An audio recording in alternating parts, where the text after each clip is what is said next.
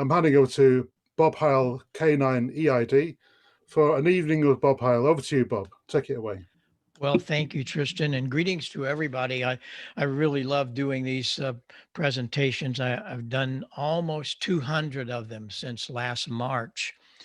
I just love sharing the science of this science of audio with everyone. The situation is I do a lot more than just sharing some of the science of audio. There's so much to talk about, but we're going to get into some of it. And first, I'm going to give you a little bit of my history, let you know where I came from, and it's really rewarding in that everything I've done in my life is because of ham radio. It was my college education. I started off as a young kid, 1950, playing the accordion. A couple years later, my parents bought me a Hammond B3 organ. 2 years after that, I became a professional, and I was making a lot of money as a kid playing in restaurants in Southern Illinois. We're just across the river from St. Louis, by the way. Bob, you need to share your screen, by the way. What you need to do is spotlight. Okay. Yeah. Then it'll come full screen. There you go. Excellent. Okay. Right. Yeah. There you go. I'll be quiet now. Yeah, that's okay. Yeah, I'll just show you some of this, especially that one. One thing I like to tell the guys and gals is that this was really something that meant a lot to me because I learned how to listen. I started playing at the Fox in St. Louis, Fox Theater, and I was only 15. I was a substitute there, but Stan Can was the organist, and he needed help to voice and tune those pipes. There was around 3,500 of them, and from 1 inch to 32 foot. Now, tuning is no problem, but voicing, you had to listen. And listening was what I really learned how to do. A lot of people don't know how to listen. That's a mental process. With the pipes, I had to mentally dissect what each one of them were next to the next to the next. They all had to either sound muffled or either sound high pitched. That was up to the voicer. Listening is a very, very important thing in amateur radio, to dig into the harmonics and all the distortion. We're going to get into that. My first transmitter and station in 1956 was a Harvey Wells SX99 and an RME converter. I was a 6-meter bug. I was a technician for 17 years because I got into it during the start of the highest sunspot cycle. 6 meters was like 20 meters. It was open almost 24/7 every day. And the heart of it was my darling little Harvey Wells, and it's still with me. It's right there. I was on AM this morning with it. Original tubes. It really was an interesting thing when I got into ham radio. But Gonsets came in very quickly. And that was an interesting part of my life in that one of my buddies that got me into ham radio lived a couple miles away and would talk to each other. The Gonset had an antenna that come with it that screwed on the top of it. It was only pulled it out to 54 inches on 6 meters.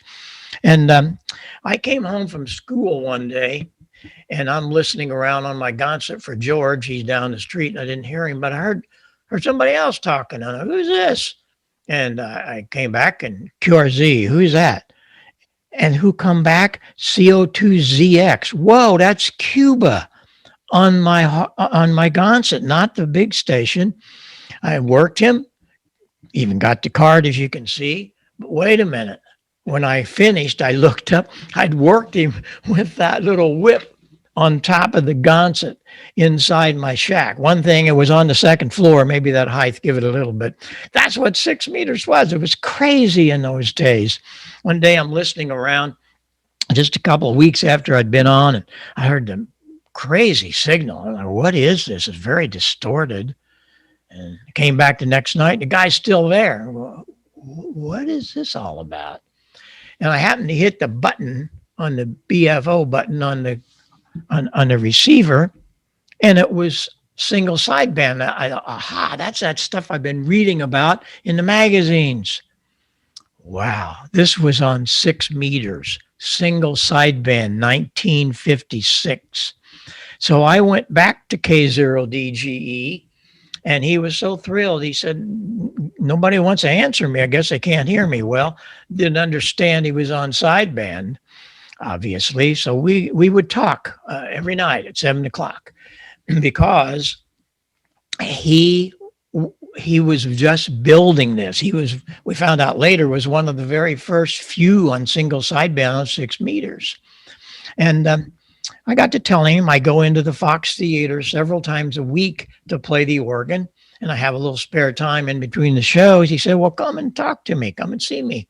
He gives me the address. I roll up in front of KMOX Radio. Larry Burroughs was the chief engineer of KMOX Radio. Larry took me under his wing. I asked him, I said, would you build me one of those sideband transmitters? No, I can't do that, but I'm going to teach you. And he did. So we bought a Central Electronics 10B kit. I put it together, and at various pieces along the way, I would take it by Larry and he'd check it out, but got it finished and it worked. Well, wait a minute. That's on 6 meters, on 20 meters. We want to be the 6 meters. It had plug-in coils, by the way. Larry said, you need to buy a grid dip meter. So I went to Walter Ash again, bought a grid dip meter, still have it. I still use it occasionally. We wound a coil for 6 meters and wound another one for 36 megacycles. Larry taught me how to build a 36 megacycle oscillator with a 6U8. Got to learn how Greenlee punches were used and all the metalworking we had to do. It was quite something for a ham that hadn't been in it just about a year. Station grew quickly, and I really enjoyed 6 meters, and I had a lot of time because I'd play at night, but all during the day. I very seldom went to high school. I just barely got out, and so I was busy with the station. I didn't really care much about anything else. I went the number required days, and that was it. I passed it, but not well. But I was making quite a bit of a good living playing the organ as a kid. But I got into antennas, got into big antennas. I had a Motorola dealer that lived a few miles down the road, K9SGD, and had a contractor. He was building houses and stuff, so he had cranes and booms. They put the tower up for me. It's a 110-foot Roan, 25. But that antenna, if you look at it closely, the end elements weren't all horizontal, they weren't all vertical. It was a new spiral array from Telerex. And the idea was that when your signal leaves, it doesn't stay in the same plane. It's turning over 2 or 3 times sometimes, no matter what. And they figured that this would help solve that. Well, it didn't solve it, but it sure helped that there wasn't as much QSB. And by then I was working a lot of stations across the country as well as DX stations on 6 meters. I also got a little bit involved in 2 meters. I put up another 50-foot Roan. My parents were so good to me. They were so gracious. Of course, it wasn't costing them anything, and I was able to pay for all of this, working and playing the organ. One of those 36-foot long 15 elements was vertical, and the other was horizontal. And what I was doing, I was experimenting down in the shack with phasing coils. It was just an incredible learning venture for Bob Heil. In 1959, actually it was about a year before, but I bought a 6 and 2 Thunderbolt amplifier and put it together. Larry was helping me on that to make sure that I didn't electrocute myself. But he was teaching me how to respect high voltage. That's what it was all about. Well, I got a call one day from Bob Drake of the Drake Receiver Company. He said, are you the guy that's got that kilowatt on 6 meter sideband? And I said, yes, sir. We'd like for you to come to one of our club meetings. We hold it once a year. It's a technical meeting. And we'd like for you to bring some technical papers of the diagrams and so on. Give us a little talk about how you did that, because we checked with the ARRL, and at this time you are just one of about 10 that have done this on 6 meter sideband. So a friend of mine had a Bonanza airplane. He was one of my 2 meter buddies locally. So we jumped in it and we went to the Biltmore Hotel. They had taken all the furniture out of one floor. They had the Collins room, the Hallicrafter room, the Drake room, the Central Electronics room, the J-Beam Company, Mose. They were all there. I give my speech. Of course, I was very amazed because I'm just a little kid, and there's all these giants that I had been reading about in QST and CQ magazine. Where was this? It was in Dayton, Ohio. It was the start of the Dayton Hamvention. It had been going several years at the Biltmore. In '64, a few years later, they moved out to Hera.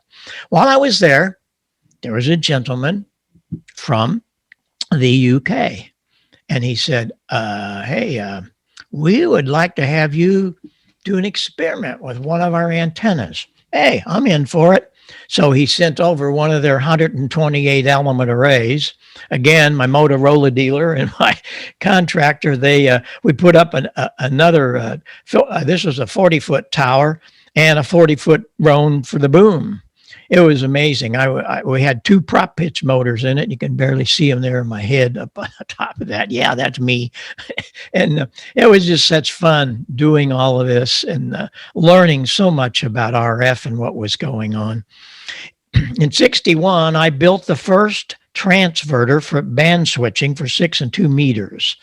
And that was really fun. I built another Central Electronics 20A because my 10B was already on 6 meters and I had been using it. The 20A is still with me. It's right there and still works great. All that other stuff I built, a lot of it from kits. It's been with me all these many, many years. And I enjoy AM so much. And that really was, again, part of my college education. But I got a job with CQ magazine. In 1962, they hired me to write a column called the VHF single sideband. It was rare. Sideband on VHF really wasn't happening, but it was getting very popular. And we were teaching people and sharing ideas. Different people would write in, I'd share their diagrams and what they were doing. VHF was a place for experimenting. And it's one of the reasons that this is back in the late 50s, 60s, at 6 meters, VHF was amazing. And in the last few years, I took all my 6 meter antennas down. I don't get on it at all. Why? Because it became a contest band. The only thing that happens when you get on 6 meters today, what's your grid square? Boom, they're gone. What do you mean? Hang on. What kind of transmitter you got? They're gone. They just want your grid square. That's ridiculous. They can't talk to you. I don't know where they live. Well, you get your grid square. No. What city? What county are you in? Can't have formal conversations like we used to have on 6 meters. I give it up because I'm not going to do the grid square thing. I want to talk to you. I want to know how you got there.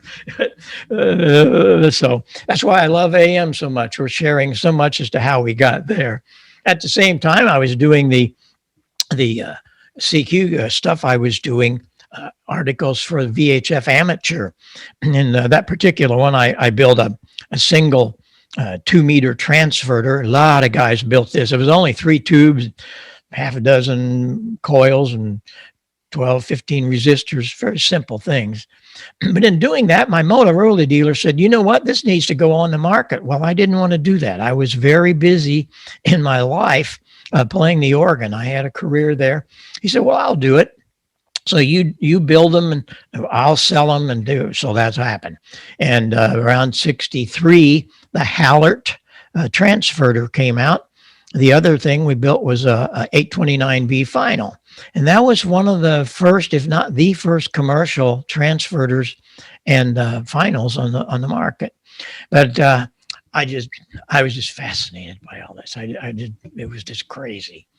But along that same time, I got a job at the Holiday Inn in St. Louis. It was the largest Holiday Inn in the chain. It was 600 rooms on one floor. I got a job playing the organ there, but I built a pipe organ and put in there a theater organ. It was really cool because we had people from all over the country. And yes, I had some people from UK come. They were all organ fanatics because it gained a lot of notoriety because of the organ in this restaurant. Built all the pipes behind the glass. All the instruments you see on that piano, they were all activated from the keyboards, just like the Wurlitzer theater organ. Only these were pinball machine solenoids. They got them from pinball machine companies. Had them under the keyboard of the piano. Same thing there. They played from the organ. But I had been playing for 12 years every night. Now I'm going to do something different. So I opened a music shop in my hometown of Marissa, Illinois. That's 50 miles southeast of St. Louis. And then I got a Hammond organ franchise. That's about all I knew. And I started selling Hammond organs to people's homes. That was a big deal in the 60s, as well as churches and schools. But I also was renting them to some of the rock bands. Now, rock and roll wasn't really happening big time as yet, but I hardly knew who the Beatles were. You guys can slap me around for that, but I was so engrossed in the theater organ, I had blinders on, but it didn't take me long to wake up. I was building a lot of different things for people, built a 3-manual Hammond and all that, but I was cutting them in half, taking the cabinets off so the groups could carry them around. I was renting them to some of the groups that would come in to St. Louis, the hockey arenas and all of that. Well, everybody around there, musicians, started finding out there was this guy with a soldering iron, and they'd start bringing their stuff. We're talking about like Michael McDonald and REO Speedwagon. They were still in high school. They weren't known as REO yet. All these youngsters were bringing their things for me to fix. And that was pretty cool. But I learned quickly that when some of these big arenas that they were playing in, the PAs were terrible. So the ham radio in me kicked into the shape. And I was starting to build big PAs, those big cabinets those guys are standing on front of. Those are 16-foot Olsen bins. Western Electric built them. They were in the Fox Theater, and they were removing them and replacing them with new stuff. Not me. Hams don't throw anything away. So I that was the basis of one of my large PAs. Well, the word got out that I had, that's just one side of it, by the way. The word got out. All kinds of artists from mostly country artists at that time. We're talking 1966. Buck Owens and Dolly Parton.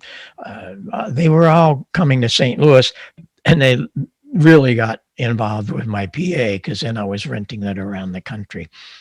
One day I get a call from the Fox again. I hadn't been there in a few years, hadn't been playing there. And the stage manager called me, said, "You still got those big speakers I gave you?" I said, "I do." He said, "We got a disaster here tonight." "What's a disaster?" He said, "This band came in here for their sound check and their PA didn't show up."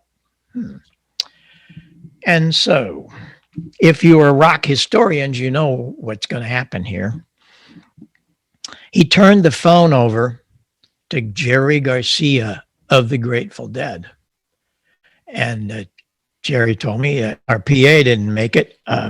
It got confiscated last night by the DEA. Okay.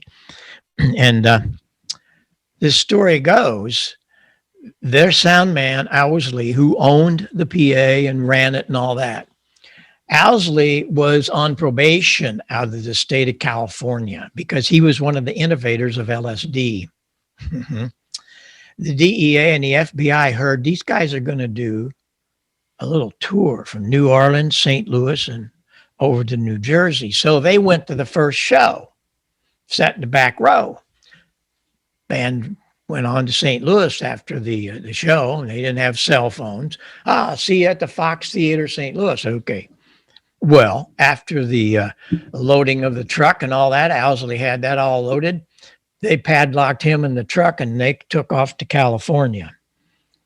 Of course, there were no cell phones. So when the band gets on the stage at the Fox, where is it? They call out to their office in San Rafael, California. They're in jail. So what do you want to do now? So I brought the system up. We put it together, and it was an amazing night. It was also, there was a journalist there, and he wrote an article called "The Night Rock and Roll Sound Was Born." You can go into Google and you can put that in the title, and you'll discover what happened that night. I never met him, but in reading the article, he was there. He had some little things on, and you'd have to have been there. And he also put it in the Billboard magazine, and everybody was after me. There's an interesting story. I got very, very close to a lot of these guys. You're looking at a guy. I've never tasted beer. I've never smoked anything. I've never done drugs, but I did have a soldering iron and they loved me for that, but they respected me for that. They didn't hold you down if you didn't want to do those things they did, fine. But when they came to my Marissa, and they really would get on an airplane and come to Marissa, Illinois, it was quite a feat because they knew I could help them. And there wasn't anybody doing that. Music shops in those days, they weren't really into the rock scene. They were still selling band instruments, and they really didn't like some of these rockers. Well, I did, because I understood they were musicians. And so I got really close to them. They'd come to my store. Some of them would come across the U.S. just to come and visit with me. But soon that store became the rock and roll capital of the U.S. There were just so much going on. And oh gosh, one thing that was really sad about Jerry, he came several times. I helped him get next to a steel guitar player that was a teacher in St. Louis, and taught Jerry how to play the steel guitar and things like that. And somewhere along that tour, a couple of days into that tour, he called me and said, "Hey, Heil, what is all this ye old music shop on these cabinets?" I said, "Well, that's the name of my store." He said, "Man, we have trouble saying all that, so we're just going to call you Heil Sound. Is that okay?" "Oh, yeah, that's okay." And so it was Jerry Garcia that named Heil Sound. Before that, it was Ye Old Music Shop, and it's a true story. I miss him a lot. He became a very, very good friend, and I miss the guy. He was something. But that article appeared in Billboard, and everybody was after me. We're talking Humble Pie.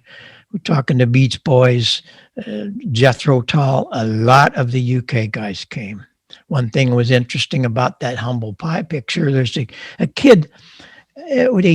He's got a dark shirt on, but he's got a white sleeve. He was a 17-year-old Peter Frampton. There's much more about that story in just a little. But I was a businessman.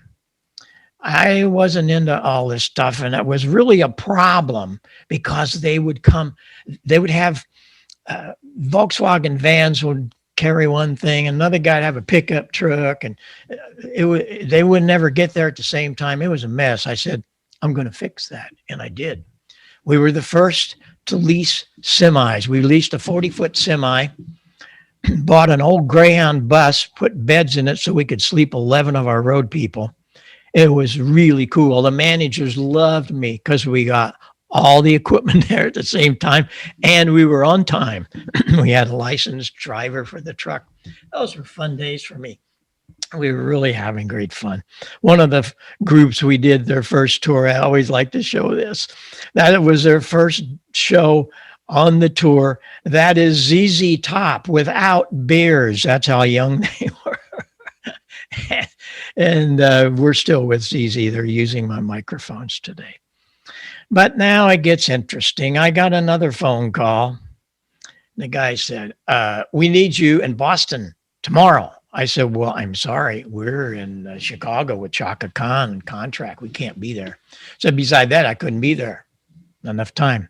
"Well, no, we need you." And he was very adamant about, "We need you. We're in big trouble. We came to America and we got all new music. And since we've been there, you guys got much bigger PAs. We just come with our little columns." Okay, so I could get somebody to do the show for Chaka in Chicago. How am I going to get there? He said, "You go to the airport and you lease a Tiger Air Freight." Who was that group? It was the Who. It started a wonderful relationship. I was Pete Townsend and I were still together doing crazy stuff, but we were with them on tour for 6 years. Yes, we went to the airport and leased a Flying Tigers and rolled our semi and bus up in it, and bingo, it was history. We started with the first tour of Who's Next. That was grand. It really came off well for 2 years with my big stuff. But when that ended after 2 years, they took a year off. Pete called me, says, "Hey, come over here. I want to talk to you." So got a TWA plane, came back to London. By the way, I lived in London on and off for 4 years. I lived at the Marble Arch Hotel. And I love, if I had anything else to do, I'd come and join you. I really would. I love the country. So I go to Pete's house on the Thames River. And the second story was his studio where he wrote and did all this amazing stuff. And he was really into synthesizers. And you see that red chair he's leaning on? There's a little organ with it. That was a $900 Lowry home organ. The top picture, he was putting that together with that synthesizer. Why? Because of this. You remember this? Yes. Baba O'Reilly was done with that synthesizer and that Lowry organ. I was amazed. He said, "Listen, I got an idea. Quad sound is big right here in 1973. You think you could move a PA so we could move Roger's voice around the room?" "Yeah, we can do that." He says, "You build it." I go, finished writing it. And so he wrote Quadrophenia. And it just so happened, it's so much in my life. I am so blessed. Timing just happened. We were working with our sister company in London, IES, International Entertainment Systems. We were building the first ever console for entertainment touring groups. And we were about a month away from finishing it. And so Bill Hoff, their engineer, we figured out that we could do that easily and added that center section so we could switch it around. Great, let's do it. So we built the first quad system. It was the only one, really. Emerson, Lake and Palmer used it and so on. But anyway, those were just such fun days. And understand, everybody, I barely made it out of high school. I learned all of this from ham radio. I just can't emphasize enough how much ham radio was in my life and still is today, 60 plus years later.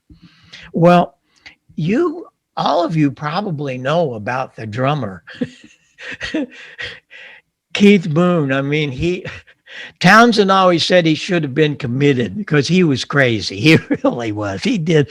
If we had a whole hour, I'd give you a night of Keith Moon experiences. But anyway, okay, first night we're going along, man. It was at the Cow Palace in San Francisco. It was a big deal. It was the first quad sound show. Right in the middle of this thing, I always stood behind Pete Townsend's amps, and I'm about 8 feet to the left of Keith. Saw some incredible drumming in my days, but I was always there for Pete in case something went down, I could help him. Well, I look over and he's laying across the drums. They kept playing. Pete came over and looked at me. "What you doing? What you doing? What you doing?" I didn't know. "What do you have?" Keith had passed out. And so what happened here? History. We carried him off the stage because he was passed out totally. And we didn't know what he was doing, but he wasn't goofing. A lot of times he'd goof, but nope, he wasn't goofing. What we discovered, we took a doctor. We had a doctor carried on their tours all the time. He was a showbiz doc. And if they had anything crazy, he could help them. Discovered that Keith Moon took a tranquilizer for a 2,500-pound horse. What can you do? What can you do? Oh my, it was just nutty stuff. One thing I did, or actually I did this with the Dead, but for the first one, but I really got into monitors, and we really had to do it for the Who because they were a lot louder. And until I got into doing these, nobody could figure it out. Look at Entwistle's. Entwistle's about 8 feet from around 1,000 watts. How come it's not feeding back? With the Dead, I used 2 microphones. We'd tape them together. One of them was live to the PA. The other one was to the monitors. But they were out of phase. And that's my favorite subject. And we're going to get into that big time here in a minute. We're doing monitors for a lot of other people. I build monitors and stuff for Billy Graham. I love the years I was with Billy Graham. Did some stuff for the Crystal Cathedral. Just lots of big things. Our power amplifiers were really something in those days. They were modular. So if you had a problem with them, you just take the side off, and you always got a spare module with all the mixers and amps we built. That was wonderful because guys didn't have to worry about them going down if they did. And again, all of this is because of ham radio. I was able to design all this. It was me. I had a lot of people behind me to do production. My brother-in-law ran the wood shop. We had a fiberglass shop that did the horns. But there were 35 people doing all this stuff. And we were building lots of things. But I was building big systems for festivals. That was quite something. And here again, for a guy that wasn't into all the stuff they were doing, I really felt sorry when I'd see some of these young kids all passed out. It's like, oh my gosh. But, I said, we got to do something to help them. A lot of people, where'd you learn all this? Well, I learned it from ham radio. No, where'd you? Yeah. So what did I do? I wrote the book. I really did. Hundreds of thousands went out there, Practical Guide for Concert Sound. And it was at a language everybody could understand. It wasn't one of these great engineering things. There were no all kinds of equations and stuff. No, it was logical, practical guide. Here's what you do. If you do this, this is what happened type stuff. And I was really happy about that. But in closing down some of my stuff, kind of slowing down, I met this guy along the way. And this guy is Joe Walsh, Wb6acu. He was with the James Gang. And we discovered that we were hams after about the second date on the tour. And so he had done the recording of Rocky Mountain Way in the studio in Nashville. Bill and Dottie West were good friends of his, and they took him down there. They did this in Pete Drake's studio. Pete was a steel guitarist, and he was a gadget freak. He had built this little speaker in a little box, and he had a little funnel and a little hose. And it was kind of a talk box thing, but very low level for a studio. That's what Joe recorded Rocky Mountain Way on. But what are we going to do now for live? Well, Joe and I figured out we could do this with a high-powered driver. So we put a 100-watt compression driver, built a high-pass filter. I had my fiberglass guys whip up a little box. Away we went. The talk box, the high-powered talk box, was on the way. All fun stuff, of course. Well, there's another story. You guys are going to love this one. Pretty much ends all of this part of this, but I have to tell you about this one. Remember I told you about that Peter Frampton? We did almost all of the shows Humble Pie did in America. And they had pulled Peter out as a solo because they thought he was going to be a star. No, they didn't think, they knew it. And of course, he was. And his manager called me and said, hey, make him sound good, okay? Okay. And we did. Frampton's Camel was his first venture into a solo band. And there was a girl, a young girl, Penny McCall, was married to the manager of Humble Pie, Mick Brigden. Who knows? Maybe you guys knew Mick.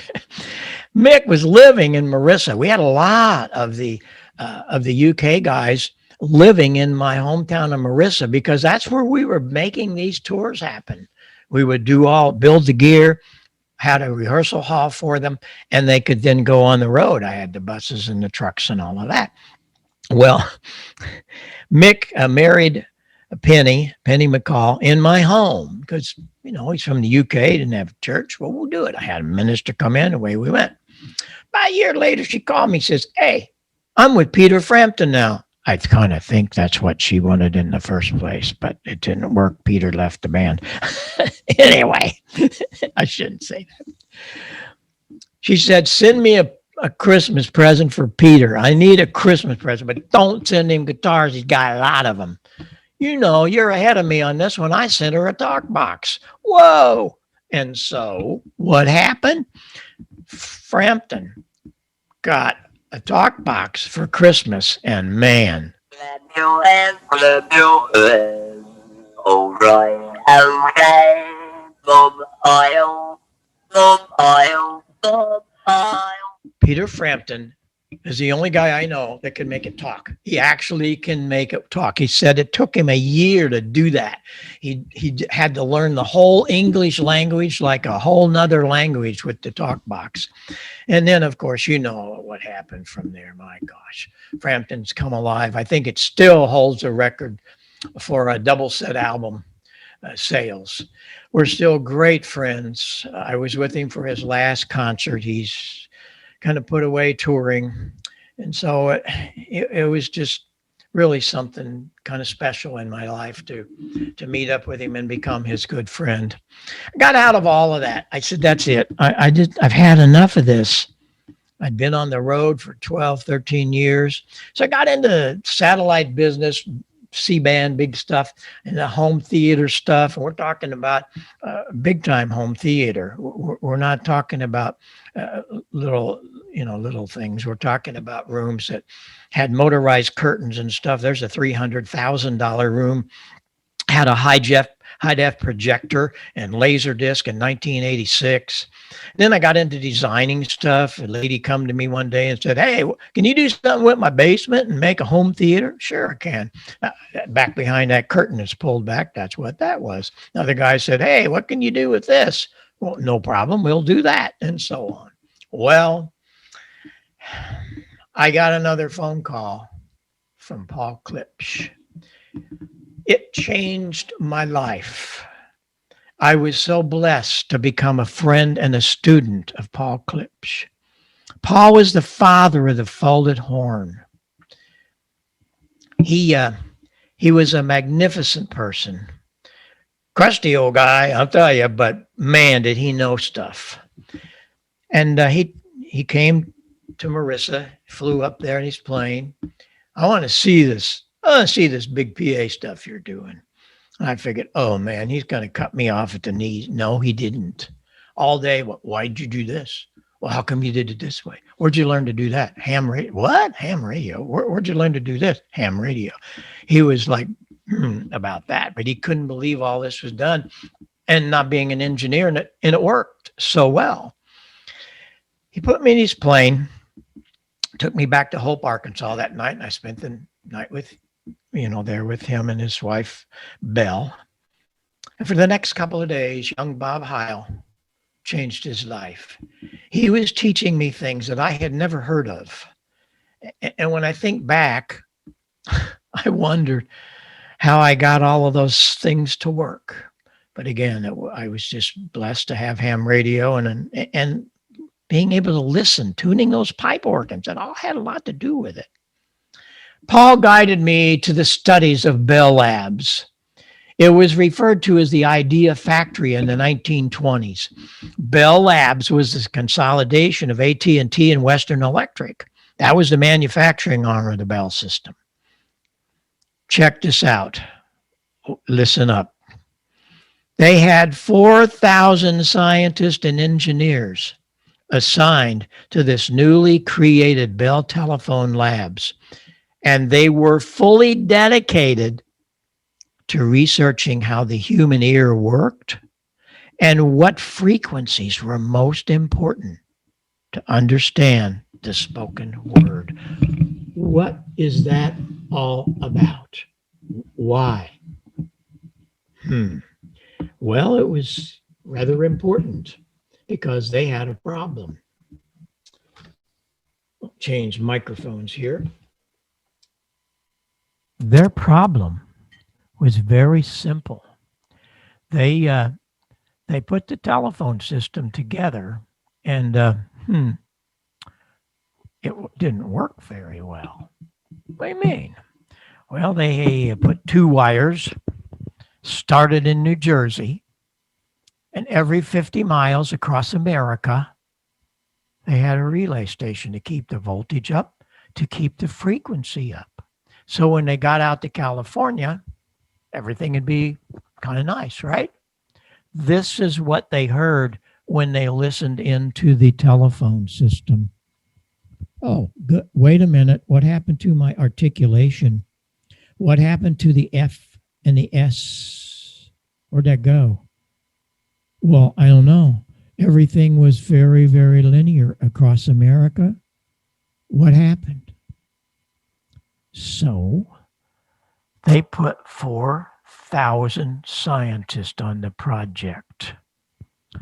And those 4,000 scientists were headed by a Dr. Fletcher and a Dr. Munson.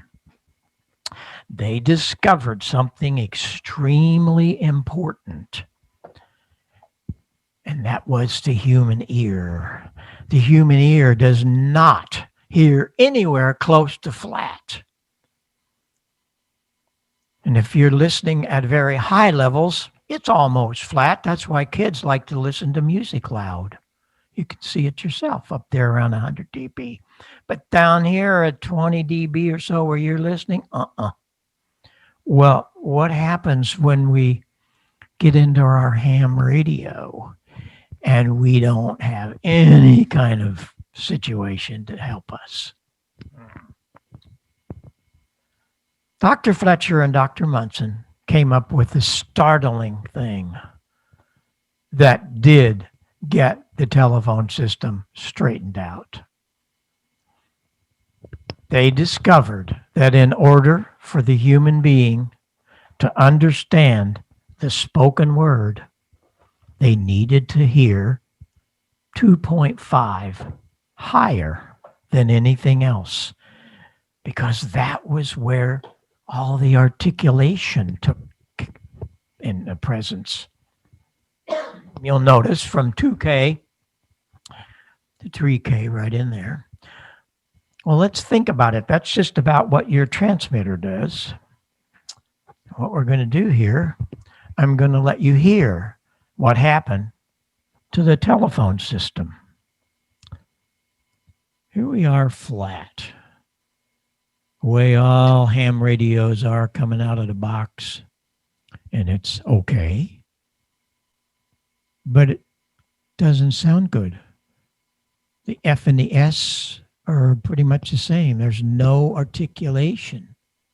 So if we add, all I'm doing, this is a parametric equalizer in this mixer. All I'm going to do is turn one control, the frequency control of the mid-range parametric. It's going to go from 400 cycles to 4,000. But when I hit 2.5, it's just like this. Your mind is going to go, wow, because it has articulation. Here we go. And as I start to turn, you're also going to notice that the bass goes down. I'm not turning the bass down. It's the fact that the treble came up and leveled out with it. But now, wow, the F and the S, the P and the B are so much easier to understand. There, I'll do it again. I just took it off. It's flat, the way you have your ham radio set usually. And as I increase it, and as it comes up, it gets more articulate. And when it hits 2.5K, it's just a magic spot. Why? Well, because of our ears. And we all hear this way. Had one guy one time tell me, I don't hear like that. Well, I'm going to take you to the Smithsonian and we'll be millionaires because we all hear like this. Now that you've seen the results of this, we also learned that flat response does not play in the needs of the human ear. It lacks articulation. And for ham radio or any kind of communications, you want to roll everything off below 100 hertz. These frequencies only muddy things up and they waste RF energy. Maximum speech articulation occurs where? 2.5. So what are we going to do about this? Well, I had been off the air for about 12 years. And I came back into it and I went nuts. I couldn't believe what I was hearing. Why? Well, very simple. What happened to my Art Collins audio? It was gone. And I would hear things like this.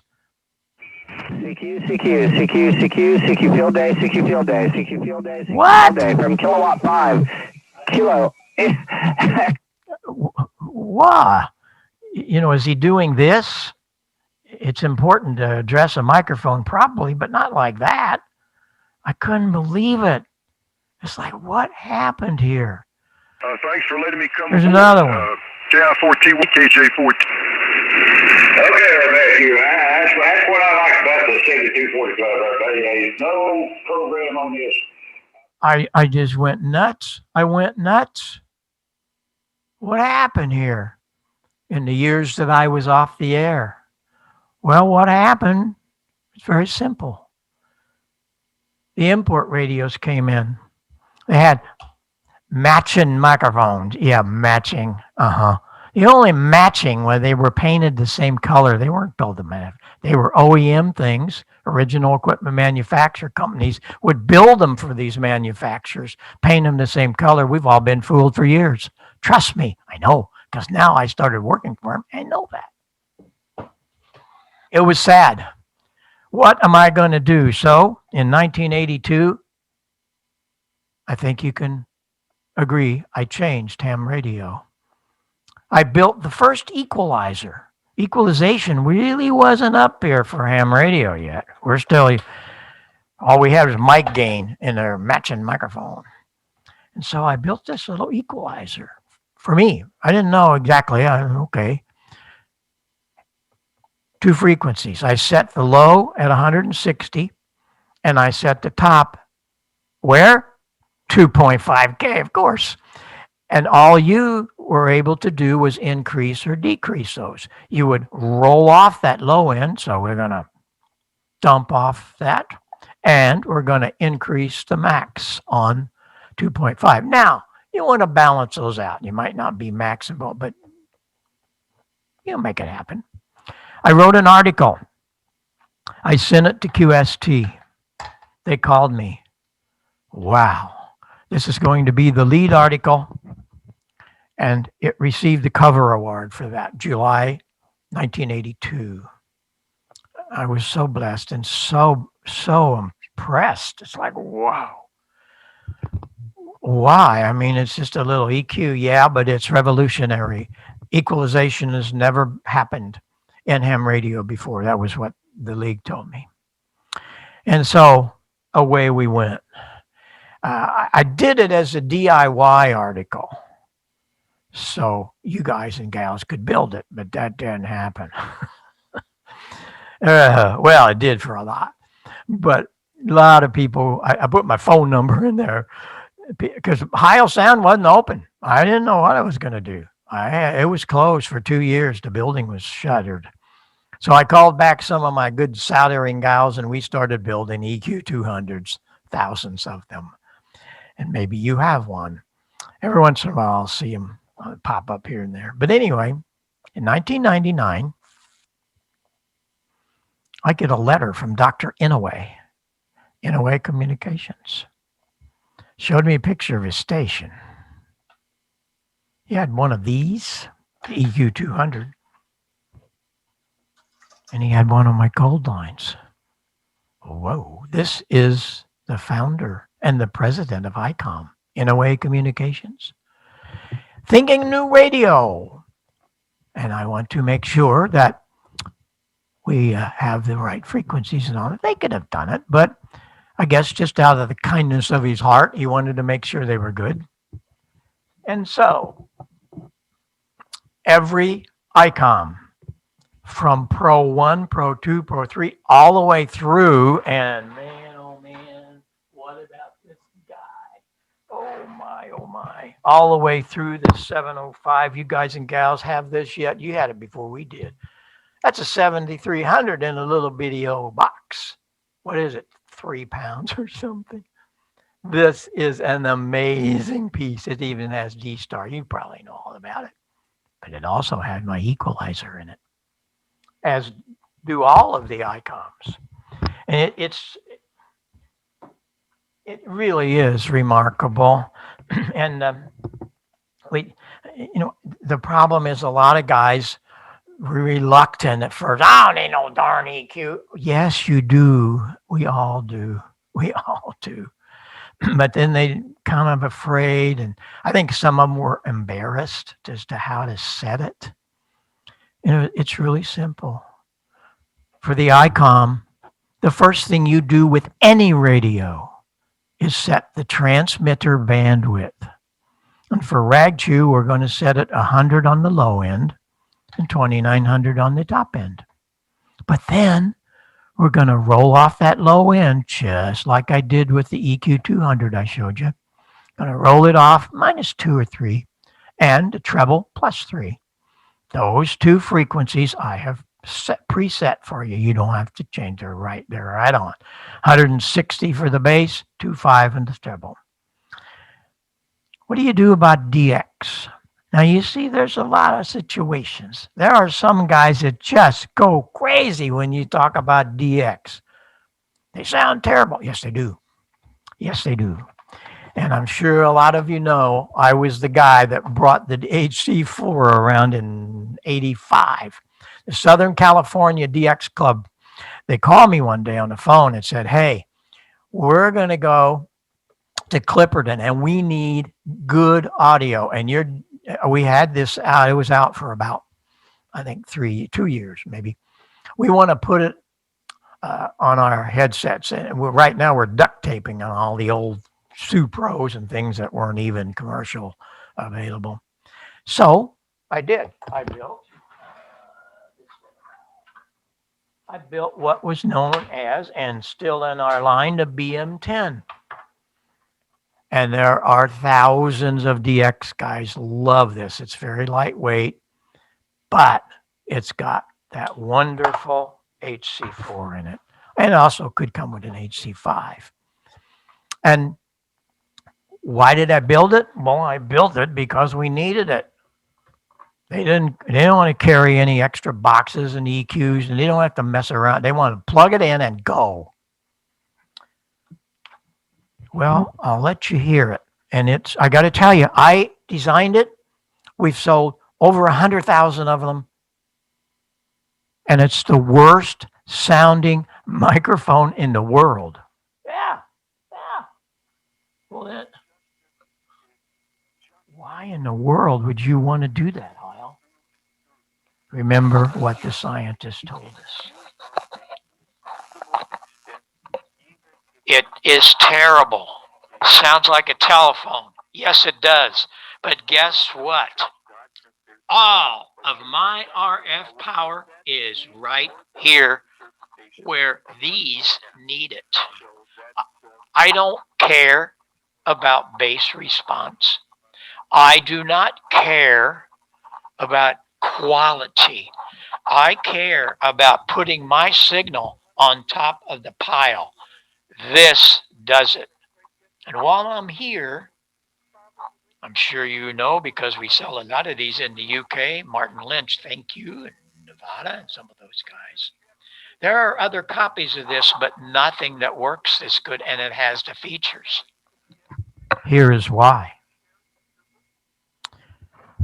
I wanted to do one of the David Clark's, but I wanted to do it right. First of all, I had to be very comfortable, and so it is.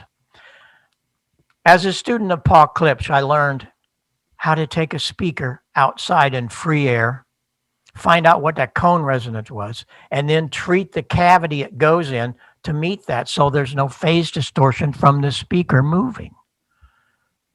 There's the first headset that ever happened. So these guys that are trying to copy me on this thing, they're not audio people. They haven't lived with Paul Klitsch. They don't understand we have to make it audio beautiful. The speaker sits way back here. Look how far it is from your ear. So if you have hearing aids, this is your answer. I get so many compliments from guys that have hearing aids. I gave them the radio pack. It also has a balance control. So if you have a hearing loss left or right, balance it up. I also put a jack in it so that your logger or just a listener, you don't need a bunch of Y chords. Plug it in there. You'll hear what you hear. But then comes the real deal. We're the only company that builds phase reversal.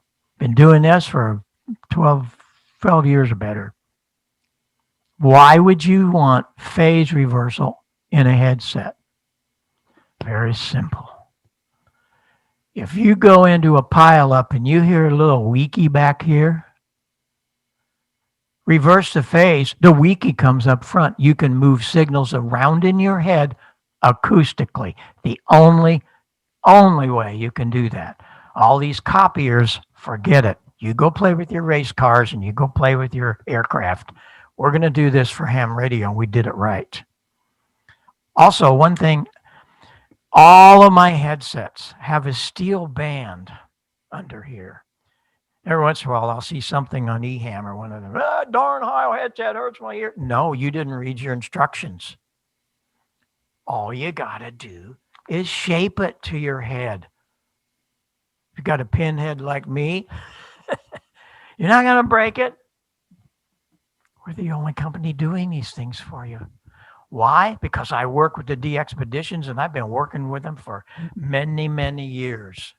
And I'm so proud to be able to help them, especially the DX guys.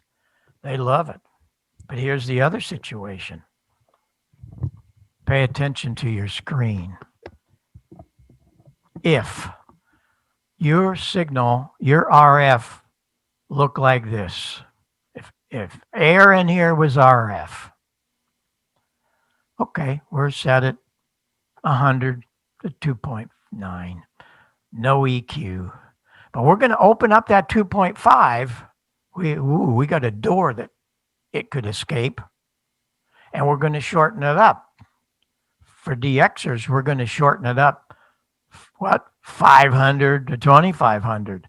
But we've shortened that up. Well, the RF's got to go somewhere. Where do you think it's going to go with the 2.5 wide open? That's what the HC4 sounded like. I didn't waste my RF on the low end. I don't want to waste my low end. I want it all right there. I proved it to you. 2.5 is the magic spot. Why are we not hearing this? Why am I the only guy? Maybe it's because I hung out with Paul Klitsch for a few years, or most of them just don't care. Heil's full of nonsense. Well, I don't think so. It's the science of the audio. And I'm very, very, very pleased to be able to help the manufacturers. All of the ICOMs are great today with their EQ. There's a 7610. It just looks a little different. You can adjust your different bandwidths. And what are you going to do about this little guy? Well, this little guy, you have to be able to change the bandwidth. Well, how do you do that? You do that by pushing that little button. What's really crazy is on a lot of the ICOMs, that button does two things. It turns the compression on and off, and it changes it from 2.9, 2.4, and 1.8. And it's kind of tricky if you just tap it. If you just tap it, as you see there, you'll change the bandwidth. But then when you get to the bandwidth, you hold it down and the compression turns on and off. Kind of crazy, but it works good. And that's in some of the mid models, but they changed it with the 7600, stuff like that. But anyway, it does the same thing. But I always like to, because a lot of guys don't know how to do that. And it's really hard in the book to do that kind of thing. The 7800s and some of those, it's done like that. But it's all there. ICOM also asked me to build them a proper microphone, and we did. If you don't own this and you own an ICOM, you need to go find, you're going to go to Martin Lynch or Nevada or some of those guys, man. They have it. It's called the ICM. Very inexpensive, and it is only for an ICOM. It comes with the cable connector. Don't work on a Kenwood or Yaesu or anything else. It is magnificent. It is the match for it. Well, one day, 2 years after I had started this with ICOM, Dr. Hasegawa came to me, owns Yaesu. He came to my booth at Dayton. I want to do it better. Okay, we'll do a parametric. That'd be good. Not so fast. Why? A parametric is very difficult to adjust. You only have 2 controls on the ICOM. And I already set the frequencies, but there you don't have 2 buttons. You ready for this? 9. You have 9 controls plus the bandwidth. So therefore, I hear a lot of guys on the air, and sadly, they're still in the default mode because they don't understand it. And then you're going to say, well, read the book. Read the book. I read their book. I don't understand it. It's all a bunch of graphs that don't mean anything. They need to tell you how. Well, I'm going to tell you how. As a designer of that particular device, it's pretty simple, really. There are 3 filters in the Yaesu. 3. Let's take one of them. You have to set the frequency. You have to set plus or minus the level. And you have to you have to adjust the bandwidth, audio bandwidth. Usually set it at 2 octaves. Don't be all worried about it. Don't get squirrely. Just put it on 2 for right now. It's fine. That means how wide is that covering at 200 cycles? Is it going to go down to 400 or 6? Just put 2. Don't raise a ruckus over it. All right, we got the first one. 200 minus a little. Okay, good. Second filter. There's something that happens around 900 cycles. It's been that way my whole audio life. It's kind of a boxy sound. If you put your hands up to your ears, you'll hear that boxy sound. Got to get rid of it. So, second filter, 900 minus 3 or 4, whatever. I mean, play with it. Listen to it in your monitor. And 2 octaves. Hey, we're almost home. Third filter. You better be ahead of me or I'm a terrible teacher. Where are you going to set it? 2.5K. Of course you are. And you're going to plus the heck out of it. And it's done. What was so difficult about that? Frequency, level, width. Frequency, level, width. Frequency, level, width. What's so hard about that? All that stuff you see on the left, that's the confusing part, really. Those are that column, you kind of read it, don't care if you do or not, are assignment numbers. They don't mean anything. And they're all different from each radio. 201, 202, 203. Another radio would be 301, 302. Don't worry about it. We don't care. All we care about is frequency, level, width. Now, was that difficult? No, we're not finished. Should have done this first. There's another control to set the bandwidth. So you want to do that, or you want to set the bandwidth on it. And the most important, now listen to me, if you own a Yaesu, there's a button that saves. You have to hit the save button, and if you don't, all of this is for naught. So find out where those are. The manual can tell you, and you'll do it really easy. But again, these are things that I question. But that's why I do these things. I want everybody to understand how simple it is. They're all on our website. Just go to heilsound.com, under support, all things ICOM, all things Yaesu, all things Kenwood, Elecraft. Oh, there's 50, 60 pages in there, and we always add to it. But you just have to make sure that you understand what we're trying to do with some of this stuff. And for me, it's all about what I learned in ham radio and how I can make my ham radio better, and I'm sharing it with all of you, and it's wonderful. You do have to understand everything starts at the microphone, not the matching microphone. No, you have to find a microphone that works with your transceiver, and that gets a little crazy, but we've solved that for you. We also have a custom shop. We can do all kinds of things to your microphones. We also, in 2006, Joe Walsh wanted me to start building him a microphone for his stage. We hadn't done that. We had done all of those many, many, many years and still there building ham radio microphones, but I didn't ever do anything for the stage, although I was on plenty of them with the sound systems. So I started off by building a microphone for him. He said, listen, I want a microphone and I can move it around. And no matter where I put it, it's still there. It's omni on the front. You can't do this with most microphones.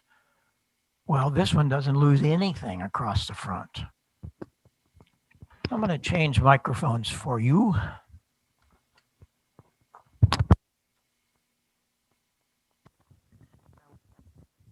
Joe wanted a microphone that, I'm going to watch the gain here. Look out.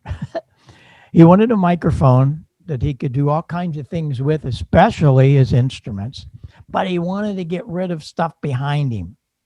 Rear rejection, because nobody has good rejection. Nobody. So we started working. First of all, I built the first and only large diaphragm. It's 1.5 inches. Everything else, Shure, Electro-Voice, I don't care what they are. They're a little 3/4 inch, maybe 1 inch. It's not big enough. We wanted something that you can move around, and it's great. However, it has insane rear rejection, 40 dB. There's no microphone in the world that'll do this. You ready for this? Watch your screen and listen. It's 40 down. Oh, it now works. But it's 40 down. How'd I do that? Well, guess what? I did that because of ham radio. Really? Yeah. How'd you do it? I did it by phasing. I'm going to change another mic. This is one of my I make this word up, funnest and my most important things I bring to all of you. I love doing this. I have 2 microphones and they work just great. They're PR22s. These are microphones that I designed for Paul Rogers of Bad Company. When I was working with him, he wanted some that had great articulation. You notice I didn't have to change anything and have great articulation. Okay, the 2 of them. I'm going to take a little side trip here. If you're running 500 watts and you're not making it through the pileups because you don't believe in EQ and you got the wrong microphone, I'm going to buy a kilowatt. I'll get over to the pileup. Okay. Think you're going to do that, huh? Okay. How many decibel are you going to gain if you went from 500 to a kilowatt? How many? 3. 3. That's it. That's the science of it. So if I bring these 2 together, I double my output power by 3 dB. Let's listen. See if you can hear the difference. 1, 2, 3. Wait a minute. Close your eyes. You remember we first started into here and I said, listening is a mental process. Listen. Let's see if you can hear that 3 dB go away. 1, 2, 3. No. Why? Because the 4,000 scientists, when you study them, the human being can only barely detect it. They cannot detect the full dB, 3 dB. Can't be done. So you wasted your money. Let me tell you what to do with that $2,000 or pounds. You give that to your wife and let her buy some shoes and purses. Really, okay? You'll get more out of that than any kilowatt amplifier you can add. Then learn how to equalize your transmitter. You can get 10 dB just with the proper thing. Get another couple of dB with the right microphone. Okay, here we go. This is really what I wanted to do here. I have this really fun little plug that I make. This little plug is backwards. Pin 3 is to 2, 2 is to 3. Big deal. They still work, Heil. What's the deal? But they're out of phase. When I bring them together, listen and watch what happens. Nothing. They're out of phase. They cancel. Hello. This one, the diaphragm is going down when I speak in it. This one, it's coming up. So, hello. They cancel. Whoa. Okay, Joe, I got it. I know how we're going to do this. So what I did is I built this microphone, the PR40, with our large diaphragm and every other microphone. Again, you name the company. They all have 4 little holes around here so that the entrance of the rear come into the bottom of the element. That's not enough. So I open up the whole bottom of this big element. I set it on a pedestal, shock mount it, and all of the lows, the mids, the highs from the rear come screaming up through the side screens into the bottom, 360 degrees, and we're getting this ridiculous 40 dB. Nobody can claim this. It's incredible. And it just is so beautiful. We have so many of the broadcasters using the PR40 today, and we're talking some major people. Just recently, Sirius Radio just bought 250 of them, got rid of their RE20s. So many broadcasters doing that. The PR77 has that same element, and it's just wonderful. This is a wonderful piece. And I'm so blessed by it. On the other end of the spectrum is a $100 microphone. It'll outperform anything you have. My wife, who owns the company, several years back said, you got to build a microphone. It doesn't cost very much, but it's got my name on it, so make sure. Well, I had done a contract for Fox News in Chicago years back for an interview microphone, and we made this really special, it was an open frame element. It's great. Cost a lot of money. That microphone was about $300. But over the years, I had a lot of those elements. It was already designed. As you well know, R&D is the cost in things today. So I reverted back to that. Nothing to build the handle and the screen. Bingo. If you haven't heard, or if you don't own an HM12, you might want to look into it. Marvelous piece. And they have them at your places there. And then, of course, the king dog of the podcasters and many ham radio ops is the PR781. I love that. It's a PR40 that I roll the bottom end off. A PR40 gets down to 28 cycles, far beyond anything else, a dynamic. This one, I rolled it off at 50.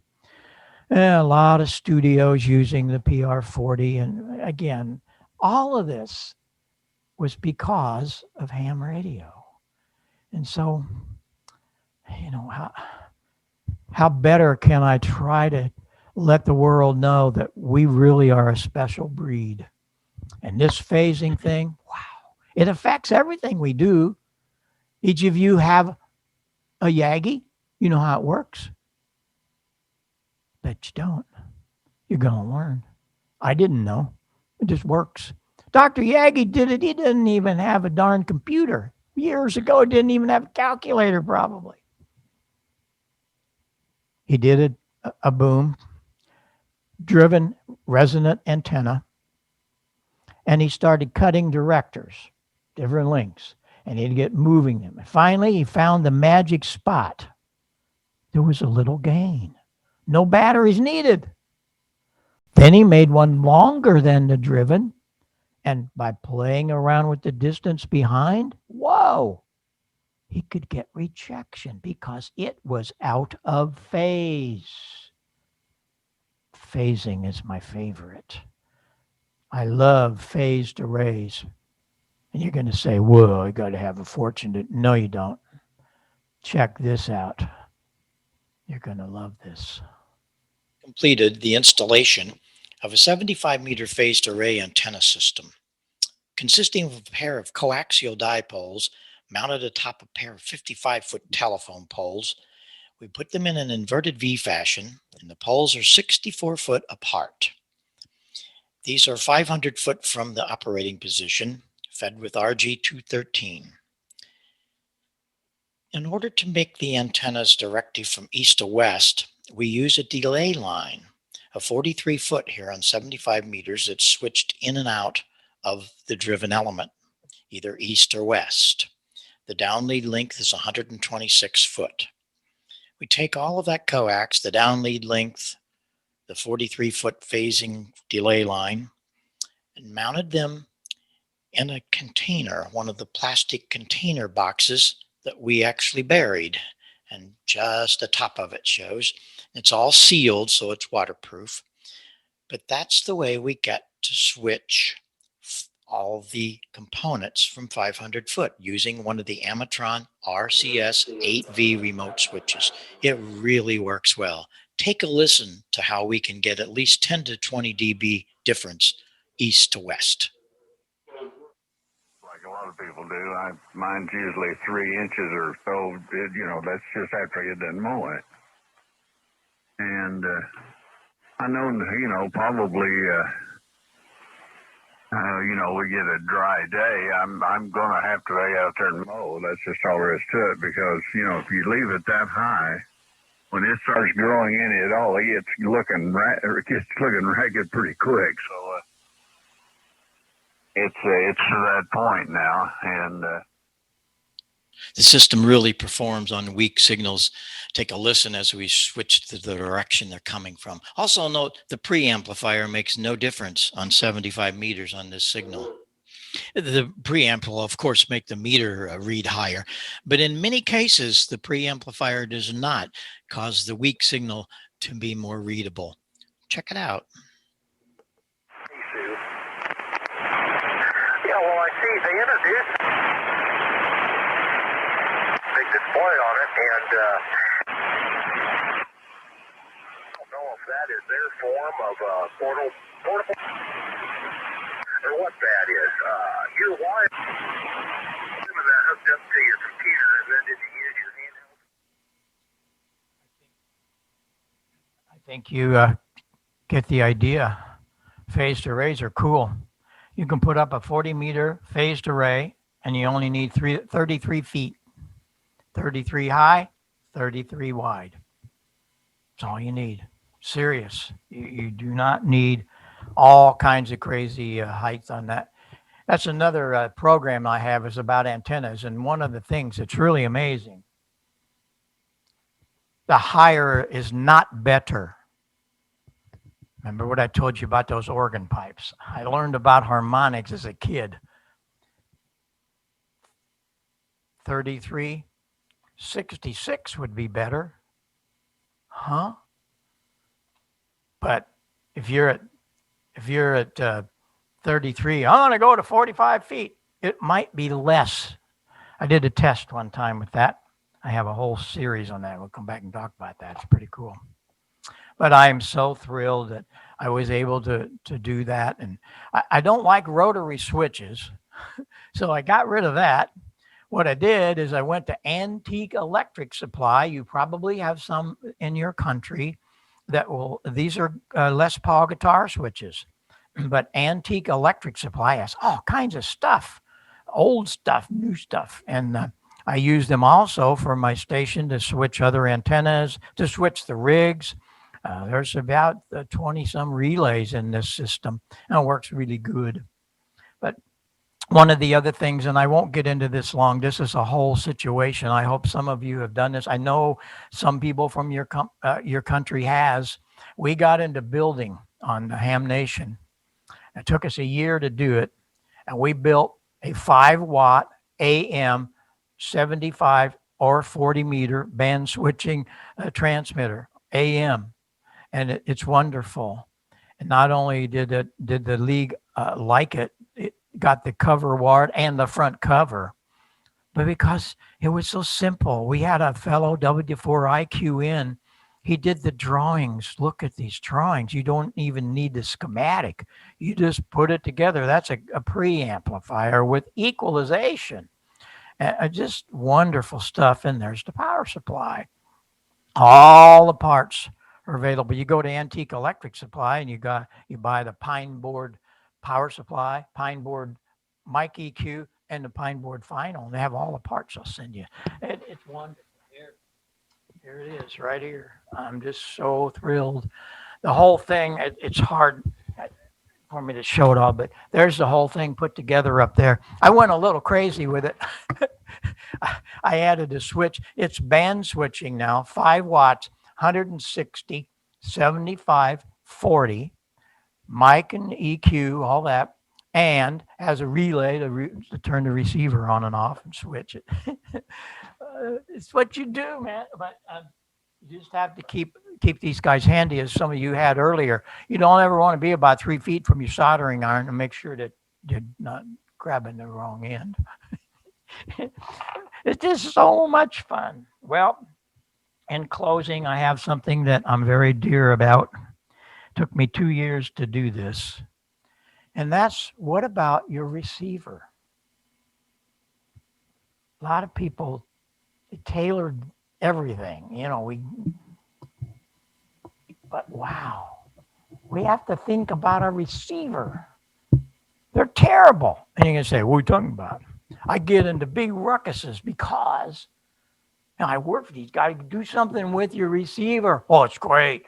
They're talking sensitivity, selectivity. I'm not talking about that. I'm talking about audio. They're terrible. Every one of them, even the $15,000 ones. They have 1, maybe 2 watts, I'll give you on that. But they're 10% distortion. They drive me nuts.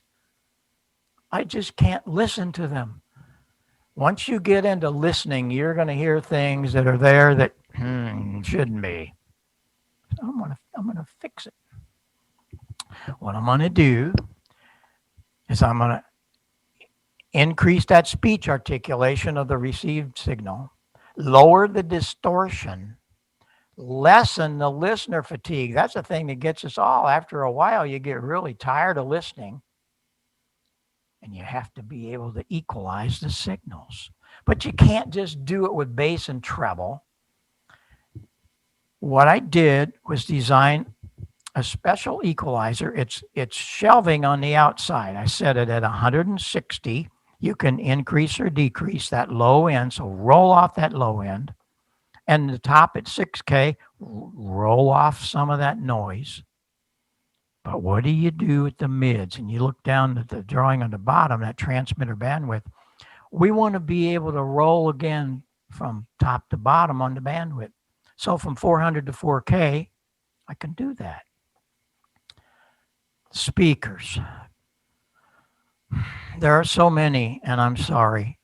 They're pretty sad. First of all, they're only 5, 10 watts, whatever. No headroom, and distortion's very high. Because of Paul Klitsch, God bless you, Paul. I hope you're watching and listening. Miss him a lot. Look at a magnet on that speaker, first of all. I took it out into free air, like Paul taught me. get that cone resonance, and then treat that cabinet to that cone resonance. So there's no phase distortion. That cone doesn't even move. It's 25 watts at 0.1%. We're talking hi-fi levels here. Balance line in. That's another subject. Balance line in is something. Balance line period. But the whole situation is miraculous. I can't tell you how many of these thousands have been built now since we put it out a couple years ago, because we're helping so many people.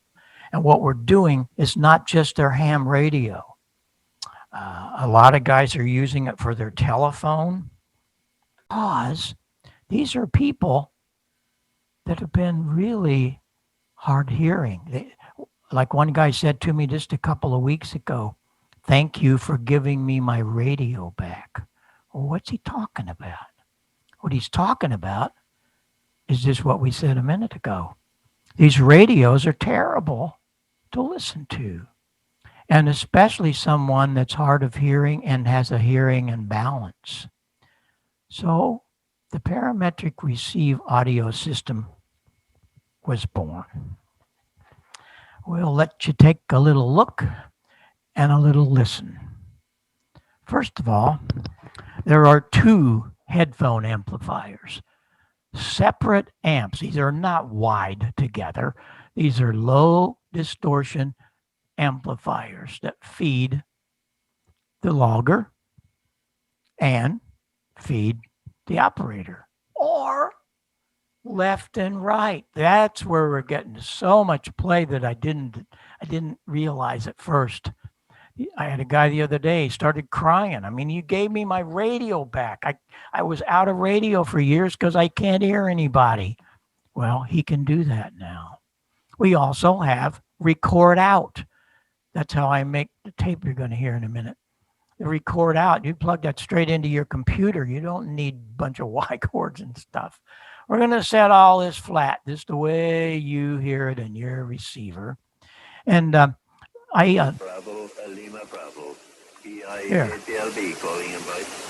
Here are a couple of usual single-side. This is a loop. It'll come back around. Basic. We're going to set these flat the way you hear it, Add some speech and then we're going to play with it. just by adding some 2.5 mid-range.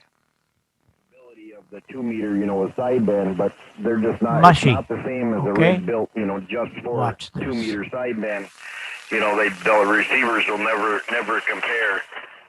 So it's kind of nice that, again, ICOM technology. These two were nice enough in my county. There it is, which flat was again. The worst, by the way, paid in the area. They gave me 5 years seniority, but I was basically starting at the bottom. So many times people who spend 10, 20 years in the Navy or whatever the military is and retire, people say, "Well, you got it made." No, you don't. Wonderful being able to understand. This is a D104. There's no bass in it at all. I mean, some guys love that, but if you're listening to it, you're going, "I can't handle that." Well, fix it. Sure enough, I can copy it. We'll put some I had more a lot of fun the other night. I thought, well, I wonder if I can copy that. I had about 30 words a minute, and so without it. I speeded up the tape, and sure enough, I can copy it. Here it comes. Flat. Over the gain. You ready? Echo India 8 Bravo Lima Bravo EI8LB. It's the way you hear him. For Sierra Germany. Hope I have it right. Very good day to you from Ireland. Name is Lima India Alpha Mike. Over. It is flat. Echo India 8 Bravo Lima Bravo EI8LB calling about. I don't think I have to say more. We are so happy with this product. And it's a product that I didn't realize in the beginning how important it was going to be for so many people. And even people using it for their televisions and other things. I didn't I wasn't thinking about that, but wow. And it's something that had never been done. Oh, there's other things out there, but no, they don't hit the target. And that's what I wanted to do with it, to make sure we hit the target big time. You also can use it several different things into it. It's got 3 inputs. Got a balance line XLR. It's got an 1/8 inch and a 1/4 inch, and if you want to, you can use all of them at the same time. But one of the other things, as I show here, the last, is connectors. I absolutely despise the connectors that we're forced to use. The connectors that all of us have with our matching microphones, they were developed in the I think it was 62 or 3 for the CB radios. Really, that's when it started. But they're little cheap old things. You still use them. They got little 1/4 inch rings on them. That's not enough. It's hard to put them into a recessed thing. So I built my own. And the Stealth connector, look, it's a 1/2 inch barrel on it, and really easy. But the cable clamps, that's the key. The cable clamps are made so that when you clamp that down, it really does clamp the wire. The stuff that we get from the manufacturers when you have your matching microphone. This is what you get. First of all, it's a piece of heat shrink or tape. After a while, pulls out. You know, it's probably happened to you, but look at that little bitty thin guy. That's not enough. It's hard to. So we took care of that. And the reason I did it for me. And I said, I'm going to fix this. I had to go to Foster. They own the patent to that connector, and they released a patent for us, and we did it right.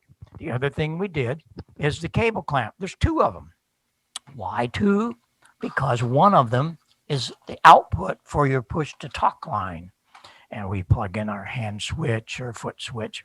But the cable, when you screw that clamp down together, it was tooled to meet our wire, and our wire is magnificent. There's nothing like it. We sell, I don't know how many thousands of feet every month to broadcasters, anybody that gets into it. Here's why. First of all, it's got a real 100% silver shield. So when you go to unravel it, you don't end up with 2 strands. And it's 18 gauge, not 26 like all the others. All of the matching microphones have 24 or 26 gauge, and they break a lot.